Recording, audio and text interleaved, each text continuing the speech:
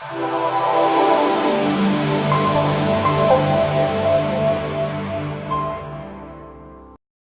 you who believe,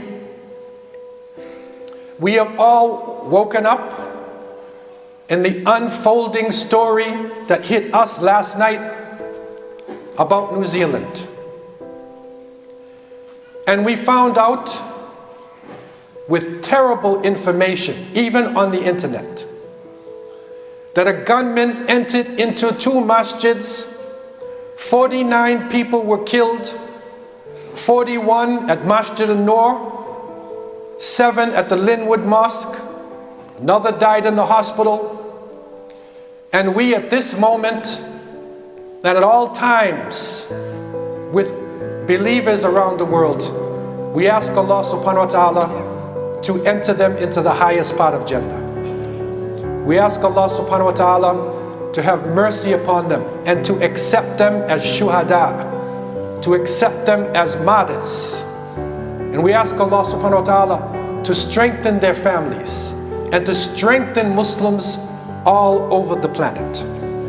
What we do know is that the killer, or who so far has been brought into court, was a right-wing terrorist, white supremacy, Brenton Tarrant.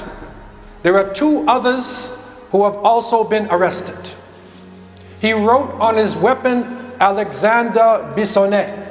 This is the killer in Quebec City. He carried out this action, according to him, by a group called the Reborn Knights of the Templar, a crusading name. And he wrote a manifesto. He called it the Great Replacement towards a new society. And the essence of this manifesto comes in 3 areas. And we need to be aware of the greater picture of things that are happening around us.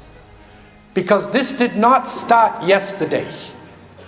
This is a continuation of an old struggle that started right from the beginning of time and will continue to the day of resurrection.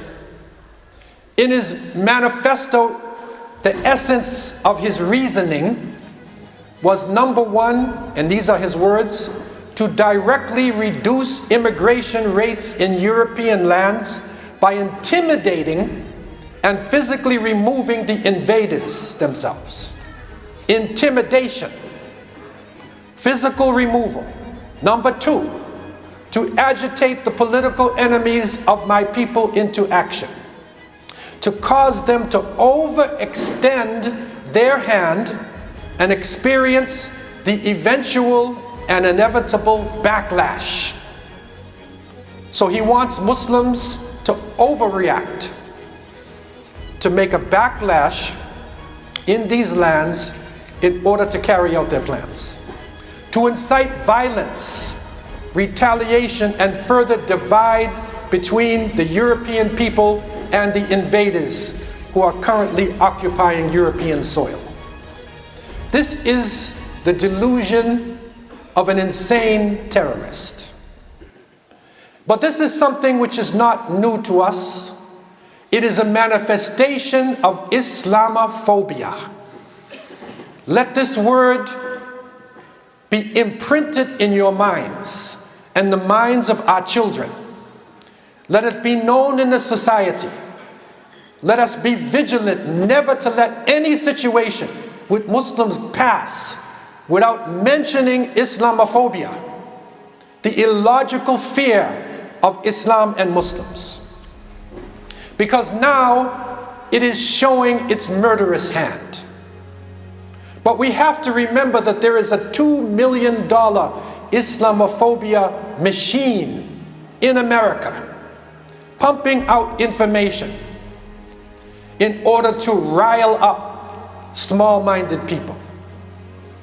We know it kills because we suffered the Quebec massacre. 2 months ago in Edmonton, right-wing terrorists entered the masjid. But fortunately, they were escorted out. Muslims were ready for them. And they took them out.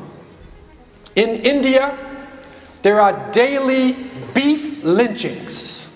Lynchings of people who eat beef. The Oslo killer, Oslo, Norway, Anders Breivik, he murdered 70 people and he wrote a manifesto similar to this one. Islamophobia has created the largest refugee camp in the world in Burma, in Myanmar, of the Rohingya people. Islamophobia, this irrational fear in China, has created the largest concentration camp in the world. 3 million Uyghur Muslims put into concentration camps. Indian Islamophobes stripped 4 million Muslims in India of citizenship.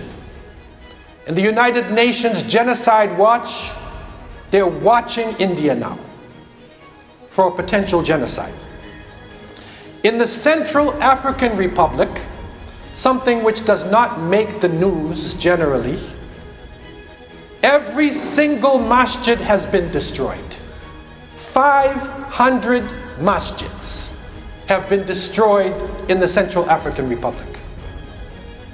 Masjid al-Aqsa right now, the third of our harams, is under attack. In Bab al-Rahmah, a locking cage has been put there to lock out Muslims from coming in. Thousands of Muslims are praying there and demonstrating. And recently they were attacked inside the masjid. You don't see it in the news. They were attacked inside of the masjid. And so it continues. The reality of our situation continues. But we need to remember the example of Prophet Muhammad alayhi salatu wasalam and his companions. Hasbunallah wa ni'mal wakil. They took a stand for Allah subhanahu wa ta'ala. They had what we call husn al-dhan billah. We have to have the best belief, our understanding of Allah subhanahu wa ta'ala. And so, support one another. Talk about Islamophobia. Let it be known to the children. Don't think that you're shielding your children from something by shielding them from this. Let them grow up understanding that evil is a real thing. And we as believers stand against evil wherever it is possible. Talk about it. Make it known. Reach out to interfaith people, to people of conscience in society who feel the pain that we are feeling. Not just now in this incident, but after this. What is going to happen in our society? What is going to happen around the world? The answer is not to abandon the masjid. One of the imams in Christchurch in New Zealand, where the incident happened, and they said, lock the masjid, he said, we will never abandon the house of Allah subhanahu wa ta'ala. If they want us to leave, we will come in largest numbers. If they want us to leave Masjid al-Aqsa, if we get an opportunity, we will go to Masjid al-Aqsa. Never abandon the house of Allah subhanahu wa ta'ala.